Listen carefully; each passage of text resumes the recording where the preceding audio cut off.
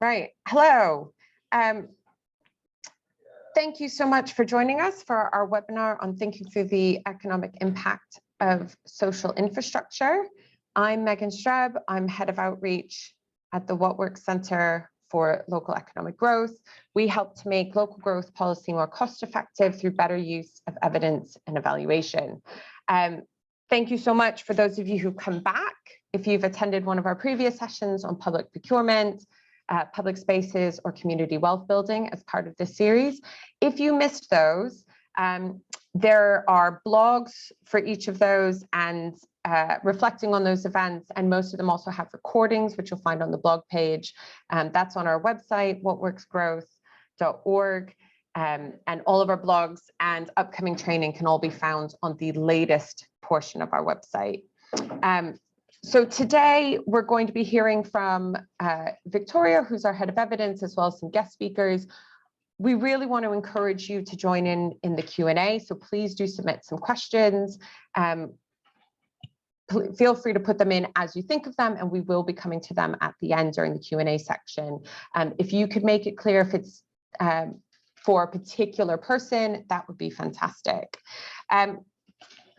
So without any further ado, I'm going to hand over to my colleague, Victoria Sutherland. So she's head of evidence and will be walking us through thinking through social infrastructure.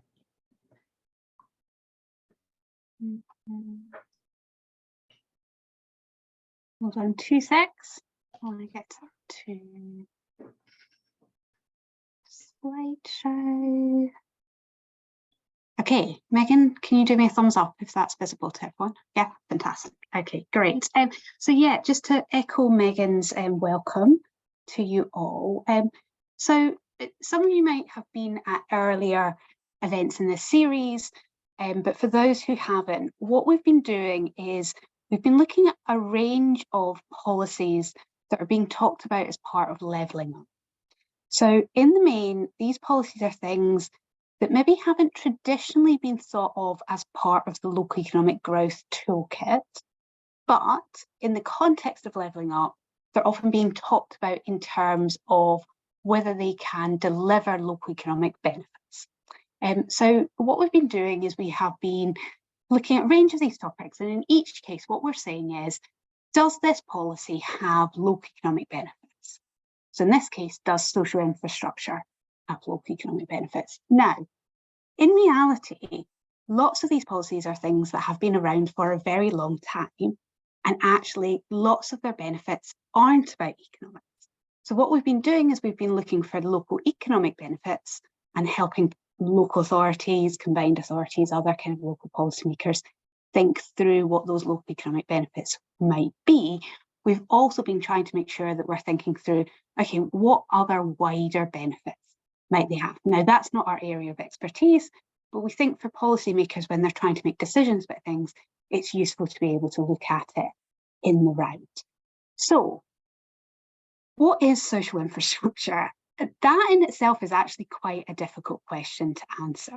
There's kind of a spectrum of different views about what social infrastructure is, but they tend to fall into 2 camps.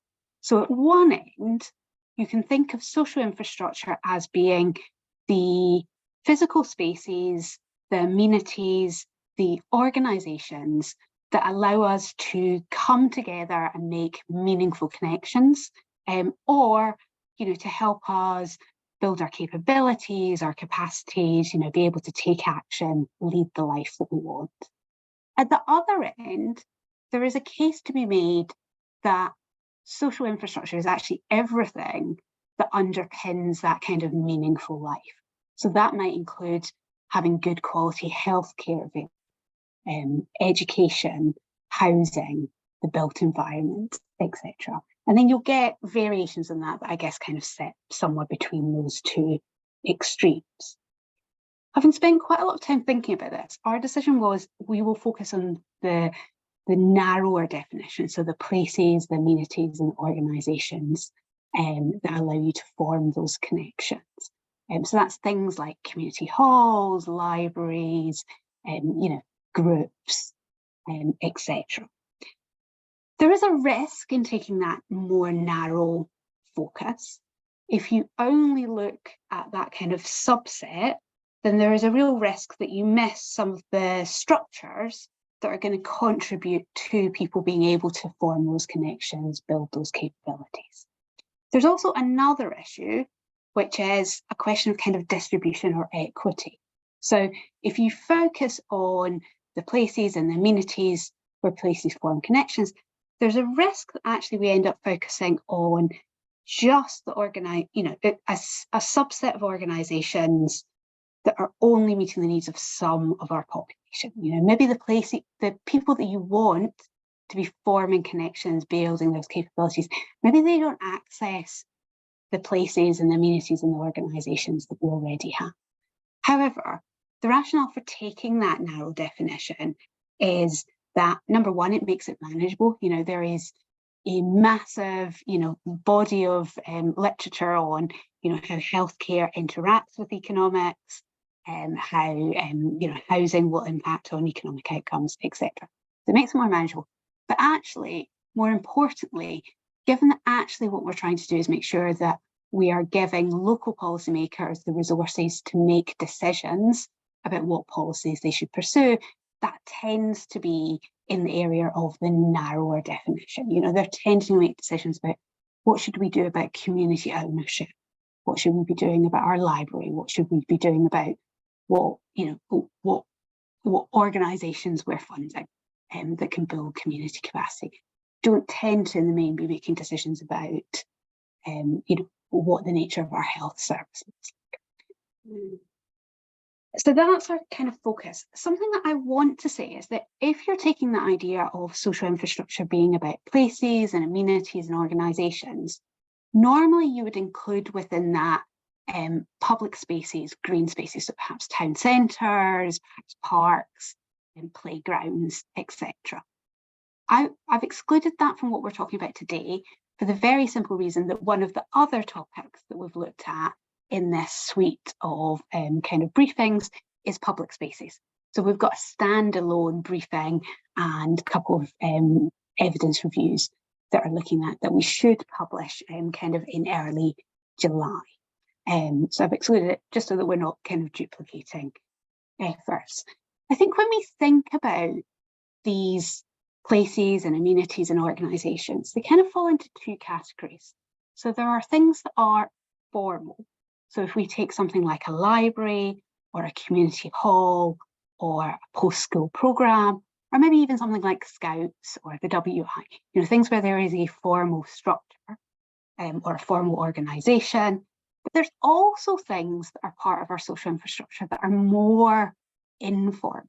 So often things like a pub or a cafe or a shop in a small community can form an important part of the social infrastructure.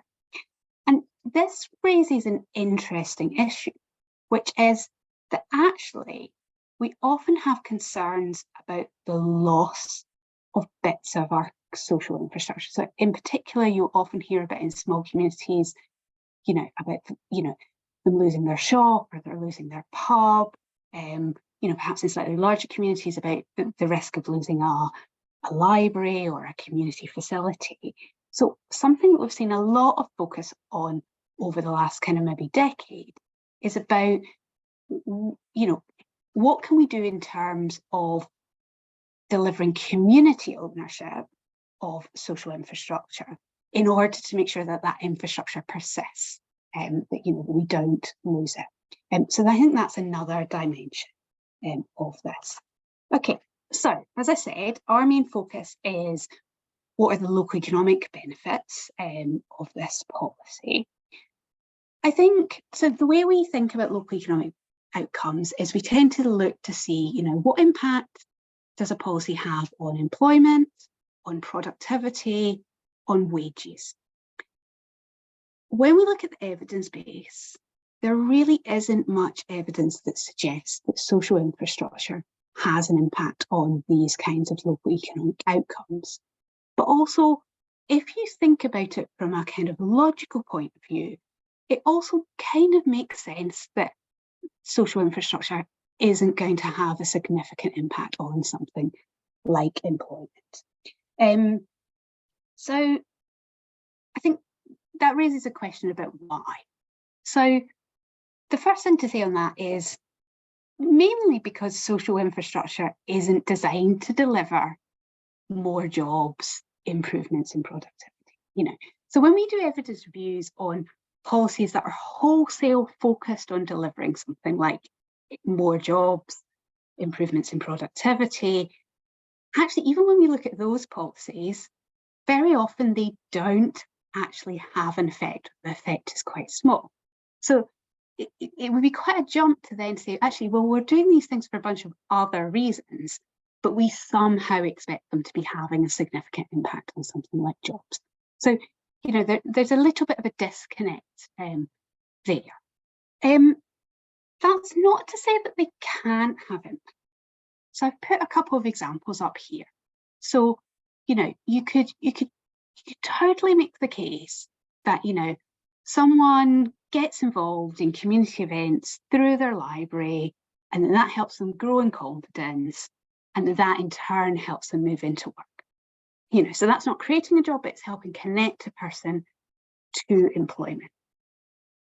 And I've done another one here, which is, someone goes to a parent and baby group, and either, perhaps a benefit realization service comes and, tells them about their service, or maybe just someone through word of mouth, flags that that's something they've done and signposts another parent to that service, and that the benefit realization service then in turn helps them access benefits and increase household income. So you can definitely tell a story, kind of make a case for how some bits of social infrastructure might lead to local economic outcomes.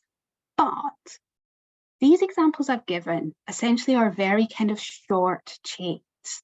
In most cases, if you see this kind of impact, it's likely to be a much longer chain. So the person gets involved in one event, then perhaps they get involved in another community event, and over time they build confidence, and that confidence then enables them to go take a course at college, and over time that builds their skills, and the skills are the thing that help them secure work. So the chances are, if we're going to see these impacts, they're likely to be indirect and have quite kind of long chains between the social infrastructure as the intervention, and the outcome, as employment, work productivity, or wages. I think the other thing to say there is those kinds of impacts are in the main only going to happen for small numbers of the participants. So there will be lots and lots of people that are involved in community events who never make that kind of connection, because perhaps they're already in employment, perhaps they're retired, but they've got different lives and different trajectories. So you're likely to only ever have a small proportion of your participants. Another thing here is the social infrastructure is only playing a small role. So I think this is a useful way to think about how social infrastructure impacts. So I think if you think about if we had no social infrastructure, it would be very hard, I think, if we had no social infrastructure for economic interventions, some things like training courses, business startup support, etc. If we had no social infrastructure, my sense is that all of those things would be much less effective. One of my favorite books is a book by an American botanist who's called Robert Wall Kimmerer, and she's written a brilliant book that's called Gathering Moss. And so it's a kind of natural history and a cultural history of moss. And one of the really amazing stories that she tells in that book is about someone who was doing a PhD, and they were looking at very kind of very damaged land. I think it had been kind of ex-mining of some type. And what they were trying to do was they were trying to kind of re-weld, reinvigorate it. And what they found was that plants were much more likely to take hold, to be able to, begin to grow in the places where there were moss. And I think this is really the way we should be thinking about social infrastructure in relation to local economic outcomes.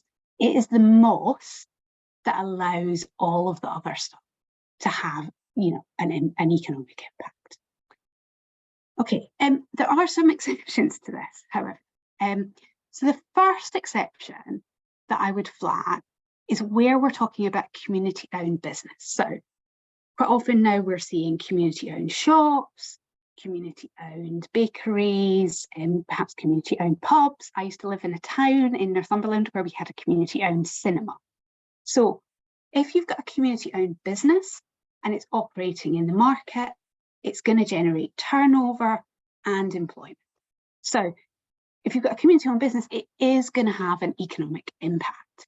Now, the size of that impact is going to depend on the size of the business. So I'm not sure about the cinema in the town that I lived in, but I'm pretty sure there was most probably only a couple of part-time staff that were employed there. Like if you've got something like a cafe or a pub, it's going to be more jobs created. But again, compared to something like the size of your local economy, that's still most probably quite small. Also need to think about the type of business, so what sector is it in? I think there's a big difference between something like a community-owned energy project, which might have very, very high turnover, but not very high employment, compared to something like a community-owned cafe, where most probably the reverse is actually true. And the other thing is we're always thinking about multiplier effects. So is it something where there's going to be a supply chain? How long is that going to be? How much of that stuff's going to be bought locally? There is always a chance that a community-owned business might displace other firms. However, my suspicion is that is quite limited, given that the rationale for community ownership is nearly always that if we don't, buy this as a community, it's going to close and it wouldn't otherwise exist. So I think displacements were probably not a big concern in this case. Other exceptions, so Tito's going to talk in a little bit about how they deliver business support through libraries. So this is another category where we think there can be economic impacts, which is where social infrastructure takes on the role of delivering a local economic growth service like employment training, business support, etc. And then the final one is that, we might see some impacts on property prices. So if we think about social infrastructure, as potentially taking ownership of buildings that would otherwise be derelict, or actually just more generally, adding to, the amenity of a place, that might in turn have an impact on property prices. But of course, as is always the case when we're thinking about property prices, we have to think about whether there's an element of redistribution, to that price, people out of the market. Okay, so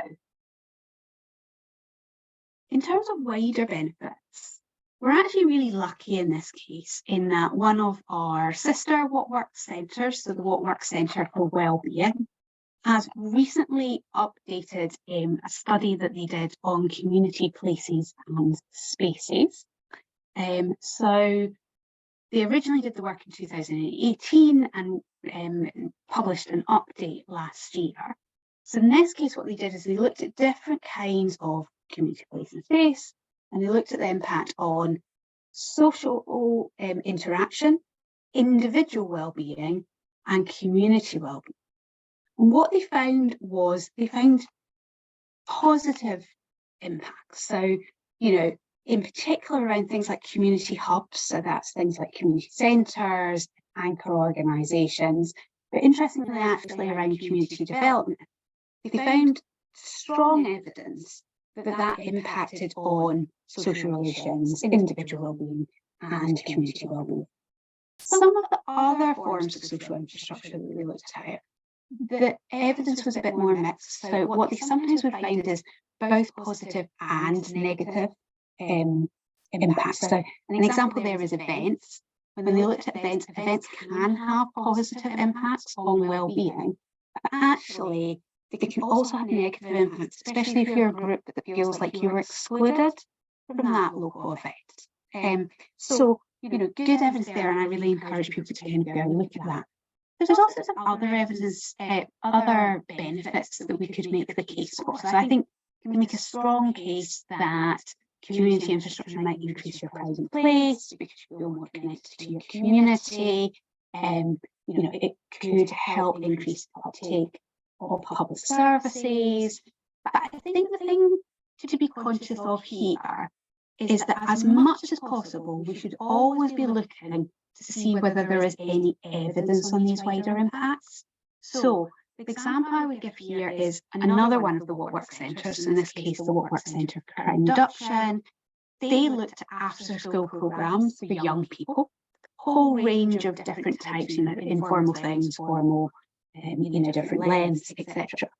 And what they found is that there were some positive and some negative findings, but overall, there was no statistically significant effect of after-school programmes on the behaviour of young people in relation to crime. So I think there's a whole range of different wider benefits that you can make the argument for, but just let's always kind of come back to the evidence. And if the evidence doesn't exist and you're going to take forward a policy, make sure that you're building in something to capture monitoring data, to do evaluation, so that we actually know in the future whether or not those benefits are coming through.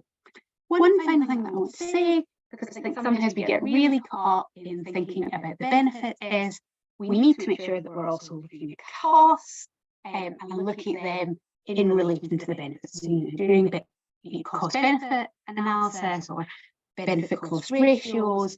And as part of that, we should always be thinking, is this the most effective way of achieving these outcomes, or are there any other ways where we could achieve them more effectively? Okay, so with that, I'm going to hand back to Megan. Brilliant, thank you. Right, now we're going to hand over to the first of our guest speakers, that's Tito Shokunbi. Tito is Business Support Specialist at Kent BIPC, so that's one of the many business and innovate IP centres that are run across the country, this one by Kent County Council. So Tito, if I can invite you to join us, brilliant. Lovely to see you. And you wanted to share your screen, is that right? Yes, I'd love to share my screen. But can you hear me perfectly? Yes, absolutely. Okay, very brilliant. So give me a second. Let me share my screen quickly.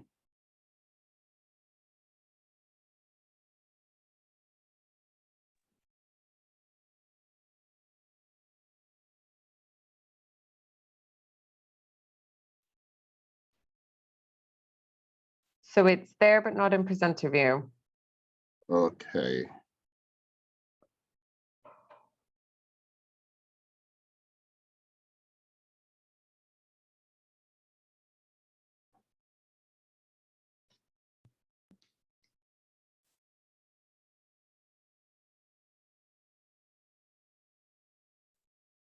I'm not sure exactly what has happened. Oh, is it frozen? It's not frozen, but I can't see the entirety of the screen anymore. Okay, so can you see my screen now? So we're still seeing the PowerPoint presentation without it being in presenter view. Oh, okay. Okay, I think I know what's going on now.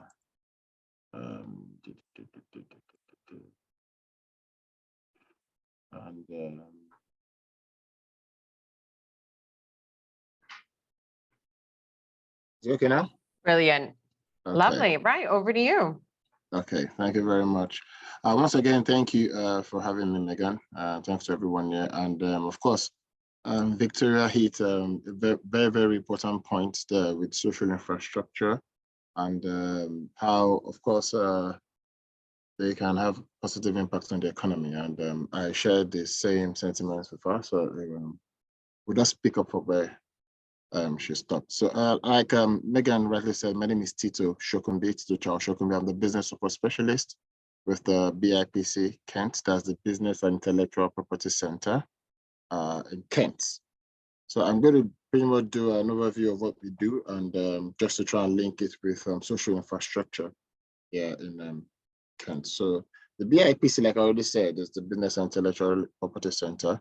We're a business resource center in Kent, currently headquartered in Kent History and Library Center, Maidstone. That's where I am seated currently giving this presentation. We offer business support to businesses and business owners within the county.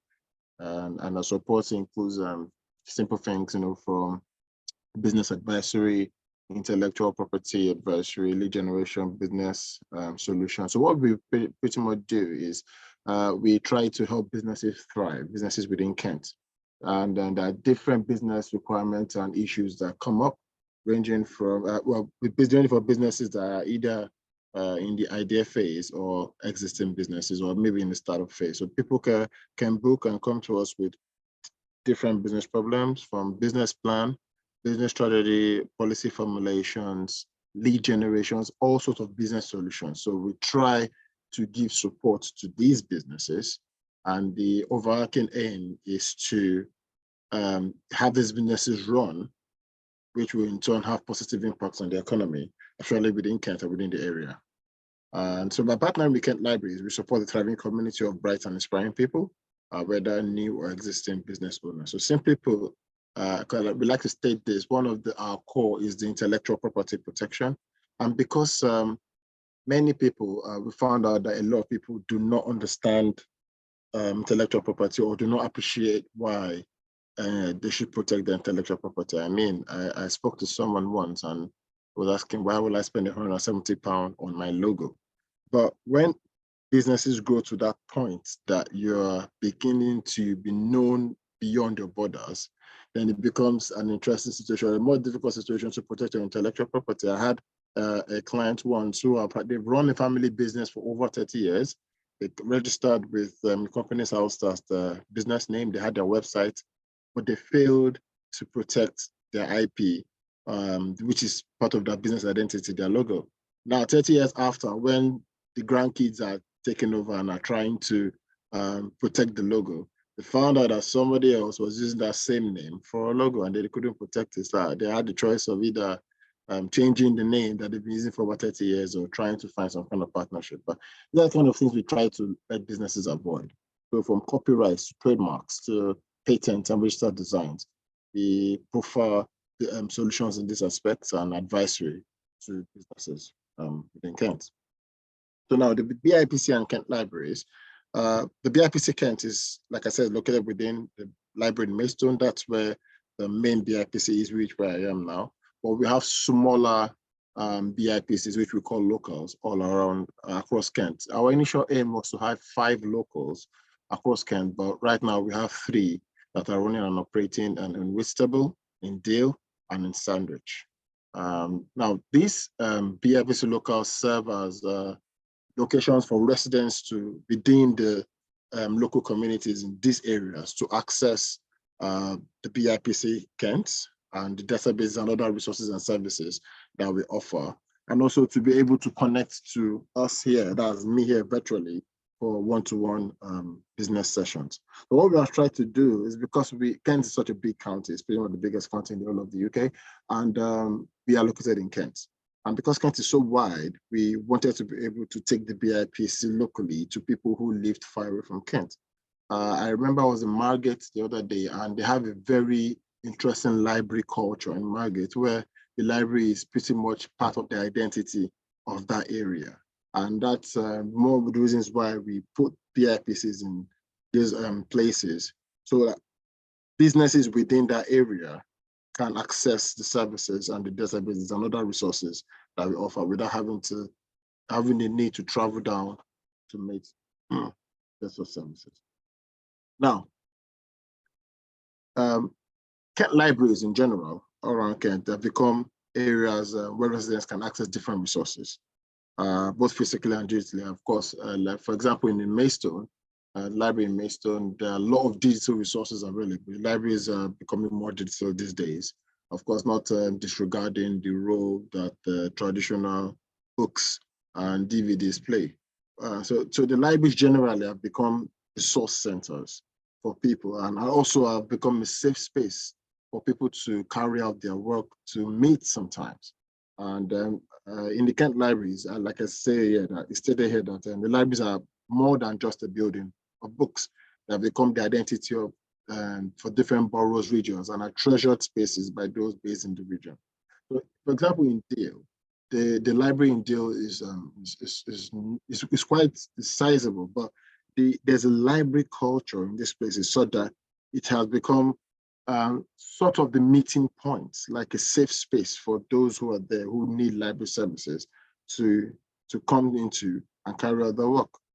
And so one of the reasons why the BIPCs in Kent are in libraries is because as a resource provider ourselves, BIPC, we fit well into the core functions of the library, which is also providing resources. So the BIPC being in Kent, the BIPCs being in libraries actually embellishes the library itself and expands the offerings that the library in general has or offers pretty much. So people can now come into the library, go about their normal activities and still have the opportunity to get business advice or business mentorship or business support in one building, which I believe is a good use of resource or a good use of social infrastructure. Now, the library is also a central location where people get together, and it serves as a means for the BIPC Kent to reach more people and for more people to be able to access the BIPC Kent. So for us, for example, if you walked into the Maidstone Library, my office or the BIPC Kent is a very beautiful pod on the side, and the central use is in the library where everyone can sit. So it means people could walk in even without not knowing what's going on, but still get the ability or the get the benefit of accessing the BIPC and getting business advice or intellectual property advice or whatever business solutions they require. So being in the library is a win-win situation for both the library and the BIPC Kent, in the sense that people who come to the library already then can get the service. And it also gives us the opportunity to reach out to more people and let people know that there's a free service which they can access here in Kent. And the way it works with the BIPC and Kent libraries is unused space within the library are prepped up and converted to very beautiful areas, which we call the BIPC areas. And we save costs and adds new features to the library. So if you walked into the library in Maidstone 2 years ago, all you'd see on the ground floor was chairs. It looked a bit boring, but now there are mini offices in the library. Now, what this does, it doesn't affect the normal running of the library. Rather, it embellishes, it gives the library a new feel and a new look, and which encourages more people to come into the library. So what you have here is a picture of what the BIPC in Maidstone Library, that's the KHS, it looks like. That's the pod. I'm currently seated in this pod right here, and it's just there on the library floor, no use space, like I said. And the whole area was developed so that there's even a waiting area for people and a small shelf for books that are BIPC related. And there is one of the locals. Her name is Kizzy. She had a business idea that she came to us with. And with the support of the BIPC, she was able to float her business and actually start trading. And that's her there on the library floor. The next picture here, this is what the BIPC in Whitstable looks like. And so we have what we call the wiggly wall, just located in the corner, there with a desk and a computer connected to the internet. So people can walk into a Whitstable library and then come here. There are books and other resources that they can access online through their computer. Some free databases, and of course others aren't free, they have to contact me. But what they can also do is, if they're in Deal and they wanted an out-of-home experience when having a one-to-one session, they could come into the library, get connected on that computer after we booked, and then have a virtual one-to-one session there. Another picture is another side. This is also in Whitstable. That's another area that has also been converted for BIPC purposes. And this is the BIPC in Deal. I'm sorry I couldn't get more pictures. I was trying to get more pictures from our social media, our marketing engagement officer, but the timing wasn't, and she's down with hay fever, so she couldn't get back to us in time. But anyway, the BIPC in Deal and the BIPC in Sandwich is similar. So what we did is unused spaces were converted to for the sake of BIPC. So just to conclude, because I know I have just about 5 to 10 minutes, just to try and conclude, the basic idea of using the library for BIPC to me is a very laudable one, and it's something that should be supported or encouraged even across the entire UK. What this does is it saves the county, or it saves the government a lot of money. Now, if they were to establish a BIPC center separately, it will cost more. But what we've done in Kent is to look for these unused spaces within the library and then prep them up, beautify them, decorate them, and use them for BIPC purposes.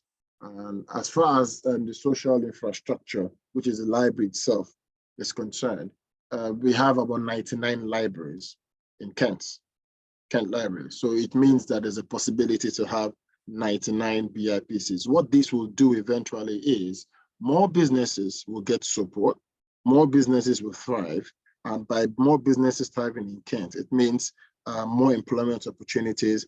It means there's a possibility for a positive impact on the economy as a whole. So the relationship between BIPC and the libraries is one I think is positive and could be further improved on. And so I'm going to end here. This is my very, very short life of the BIPC Kent. Thank you very much once again, Megan, for having me. Thank you. And over to you now. And yeah, really great to, if you could stop sharing. Yes. Really great to hear. I think some of what Victoria was talking about really echoed in the presentation in terms of the role of libraries as a place where people gather, that it's a welcoming space, that it's linked with identity, and how that relates to social infrastructure, and then the BIPC with an economic impact kind of sitting within that, which I think is an interesting distinction.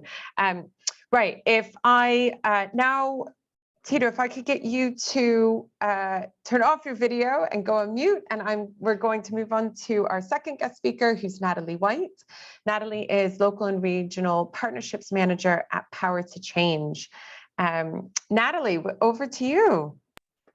Thanks very much, Megan, and yeah, thanks for inviting me to speak today, and great to hear Victoria and Tito, great to hear your presentation. So for those of you who don't know Power to Change, we're the independent trust that strengthens communities through community business. And community businesses come in many shapes and sizes. At Power to Change, we found that organisations that are locally rooted, accountable to the community, trade for the benefit of the community, and create broad community impact are particularly effective at empowering people to make their local places better, and in many cases create and maintain social infrastructure. So I think today I'm going to provide just a few examples, and it kind of sits within that slight exception of social infrastructure, in that community businesses do provide that sort of direct economic, those direct economic outcomes, as well as those less direct outcomes. So the examples I'm going to use are from our Empowering Places programme. So just a bit of context for that. This was a 5-year programme during which Power to Change was testing ways in which community anchor organisations in some of England's most deprived wards could catalyse community businesses. And the aim is that this would kickstart a virtuous circle that could build social infrastructure for long-term impact. And we've certainly found that the programme has improved social infrastructure by providing more spaces for the community to come together. And in many of the areas, the community anchor organisations have supported the transfer of local assets into community hands to either be managed by the community anchor themselves or by community businesses that they've set up and have been supporting the development of.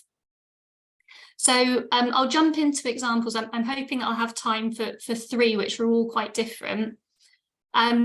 So firstly, I wanted to talk about the Grove in Leicester.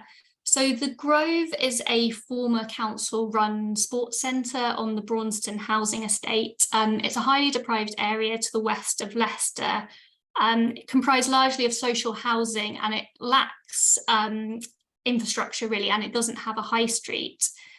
Be Inspired are our community anchor organisation there. So they're a neighbourhood-based charity that has a trading arm that owns several local assets, and it's got a particular focus on health and wellbeing outcomes for its community. So during the Empowering Places programme, Be Inspired took on the building as an asset transfer from the local authority. And in just a few years, we've really seen it transform from an unused building into this really thriving community hub. And that's meant a number of things. One, the Grove has now provided the community with a focal point. Like I said before, the area doesn't have a high street, doesn't have a natural place where people meet. So this is really a place for people to go where they can connect, whilst also providing services that were previously lacking in the area, particularly for children and young people. So it's really improving quality of life in that way. It's also provided a home for several independent community businesses. So there's a bar, a cafe, a football club and a dance studio there. And they're all trading successfully, bringing in income, which they'll be spending locally, providing services for the community, employing local people, and importantly, they're also paying rent to Be Inspired, which helps sustain the building. And also, I think it's worth saying that the community businesses being able to operate within this one central hub has in itself been really beneficial for them, as they've been able to provide each other with informal peer support and also provide complementary services. For example, the cafe providing food for children's parties that might be using the football pitches.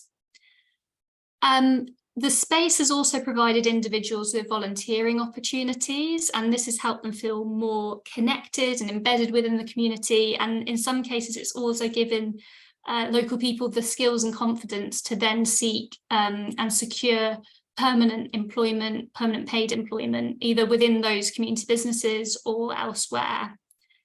And so sort of overall, the Grove is really helping Be Inspired achieve its health and wellbeing outcomes, and also its vision for having a community business-led economy in Braunston, where local people are able to come together to find ways in which to solve the sort of toughest challenges that their communities face. And that's really helping restore a sort of pride of place.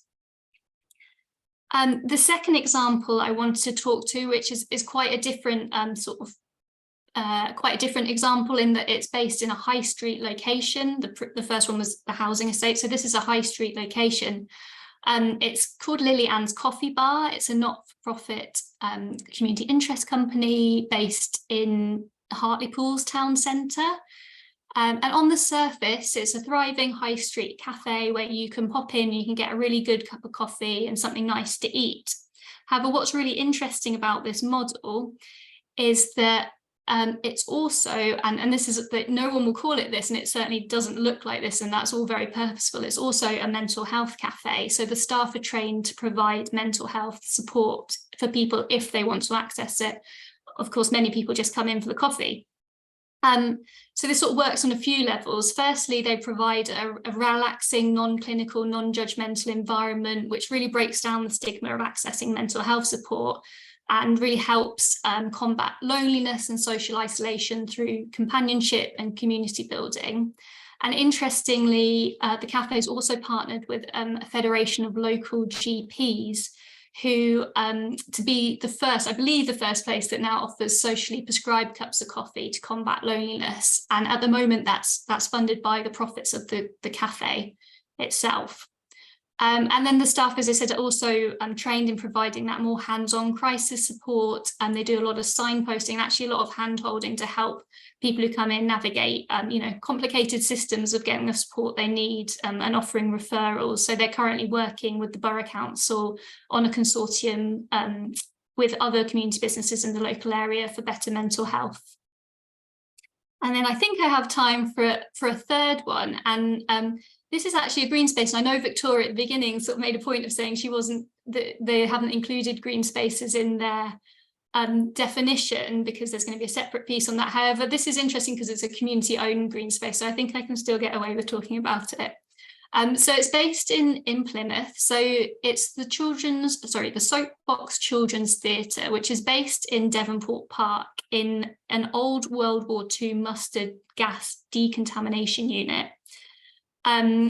The community theatre took on the lease in 2014 and transformed the building into a children's cultural hub with help of funding from Plymouth City Council. Its aim is to give children and young people, whatever their background, the opportunity to engage with the arts and cultural activities, whether that's through participation or through being an audience member. And I think the bit I want to talk about that's particularly interesting more recently is that they've taken on the land from the council surrounding the theatre. So it's just a small corner of the park, but of a much larger park, but it's the actual outside space around it. And they've taken that on to create an arts garden with an outdoor theatre, space for festivals, for outside activities, but also one that is importantly open and free to use for the public at all time. And this has had a number of impacts. So firstly, the additional space has had a dramatic impact on the ticket sales for the theatre, which has meant the theatre's had more income to invest in its business, in its team, in the activities it provides for local people, but also in physically improving and maintaining that outdoor space. And in link to that, secondly, it's increased people and particularly families' access to appropriate outdoor green spaces, as well as cultural activity in the area. So like I said, those physical improvements to the area, such as simple things like putting in hedges so that the road is cordoned off and children have a safe place to play. And also they have a real focus on restoring biodiversity and nature to make the area more beautiful. And yeah, I think this has had, a broader impact. So the third point really is that although they only have ownership of this small parcel of land in the corner of the park, what we've heard from local people is that the space has really helped change the atmosphere of the whole park and wide area. There's a larger footfall there, people feel safer, local people are using it more, there's more pride in place, and that's all reducing the sort of antisocial behaviour and breaking down barriers in what Devonport and the area is all about, really. So I'm just about at time, so I just hope that those three examples sort of demonstrate a range of ways in which community businesses build and maintain social infrastructure, and how that has a variety of outcomes, social, environmental, but also economic. And of course, there are some challenges and sticking points, particularly difficulty that communities have on taking over and securing those assets and navigating really complicated systems.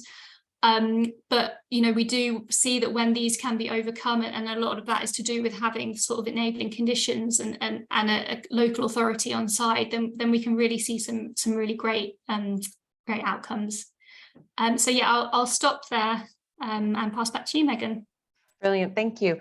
Natalie, if you could stay on, and Victoria and Tito, if I could invite you to come back on camera.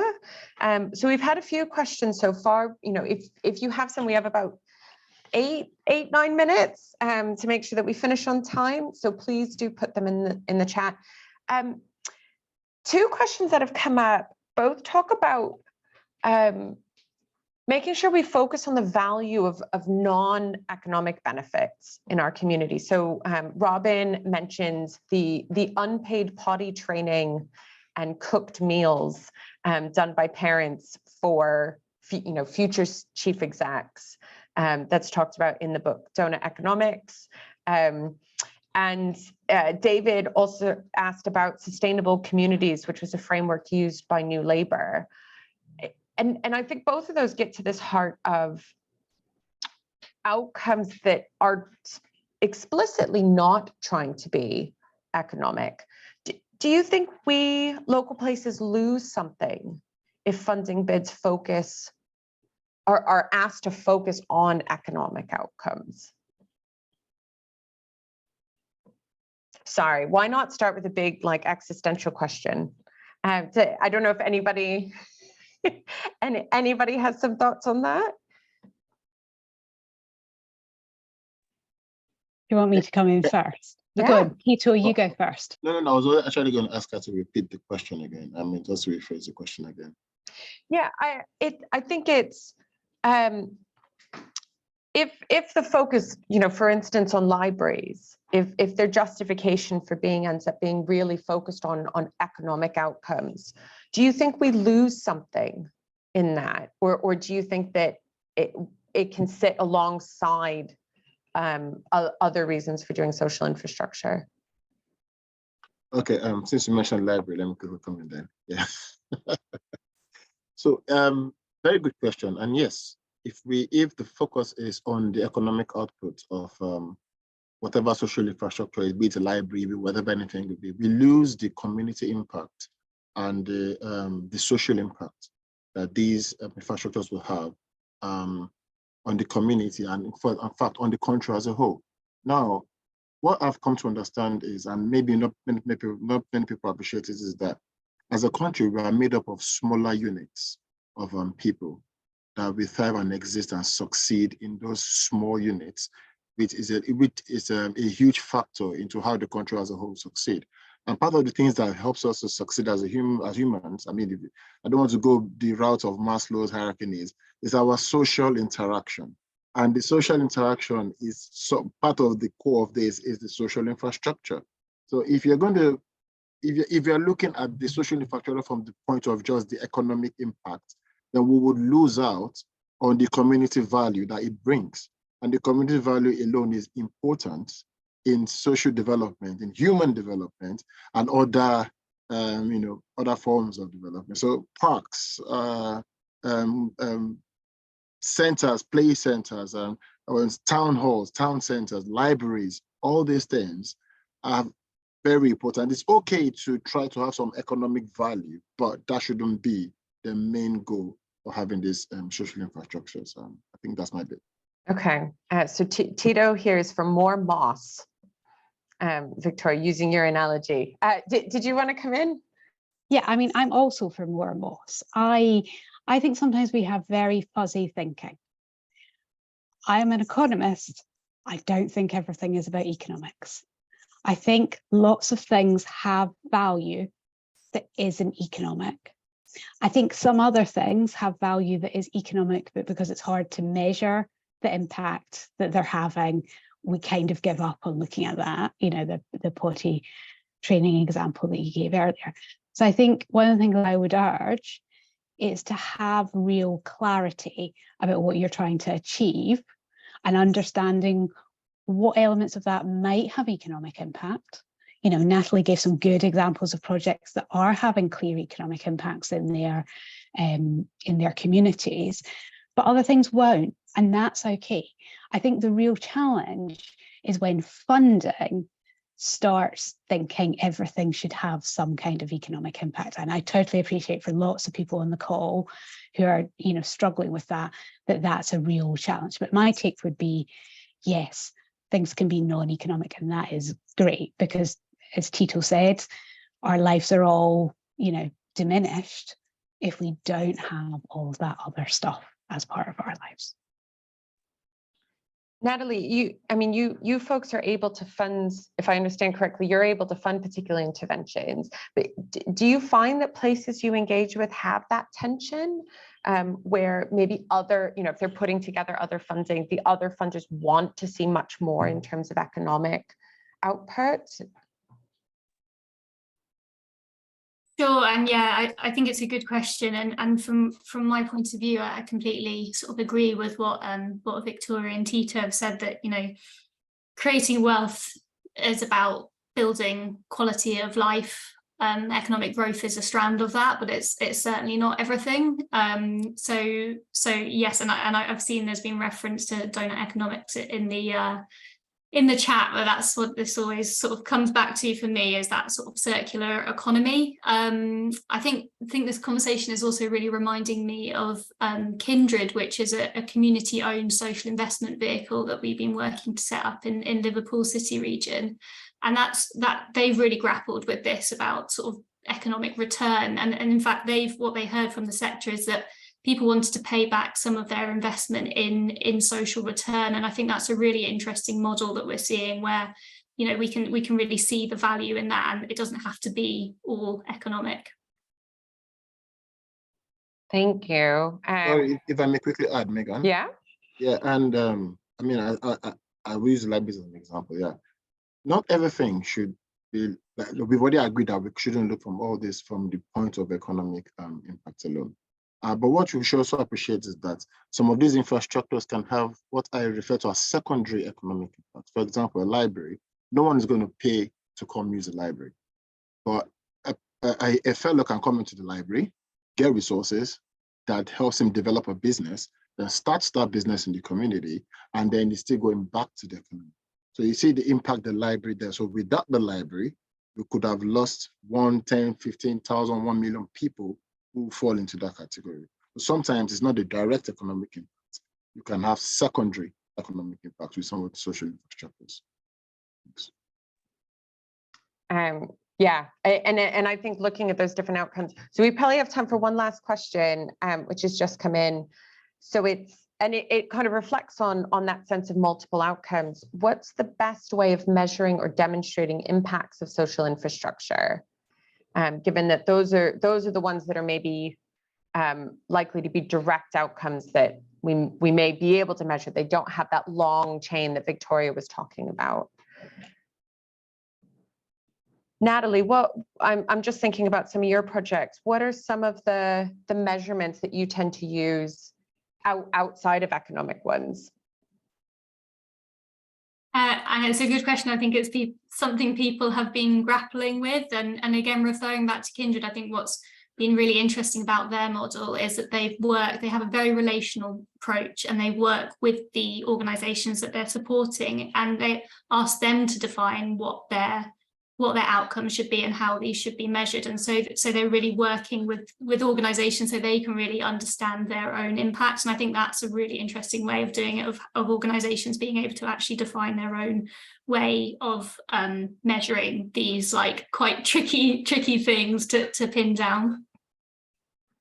Yeah, I mean, I think central government, you know, the idea of having like a pride in place measure, I think that's also them grappling with what this might look like. You know, how do we come up with measures around civic strength or community cohesion or quality of life? I probably a good chance to you know, again, plug some of the other What Works centers who are doing a lot of work in this space and in terms of understanding impact on quality of life measures and things. Right, we're going to be out of time. I feel like I could talk about this for several more hours. But just to wrap up, so this recording is going to be available afterwards, again on our website. It will be accompanied with a blog that sums up what was said. Once our briefing is done for both this topic and some of the others, you'll also find those on our website. And you'll also, here's a nice plug for our training that we have coming up. Those are also on our website. So thank you again so much to our speakers. It's been really lovely to hear a bit more in the round on this topic. And do look out for future events for everybody attending. Hope to see you at another event soon. All right, bye-bye.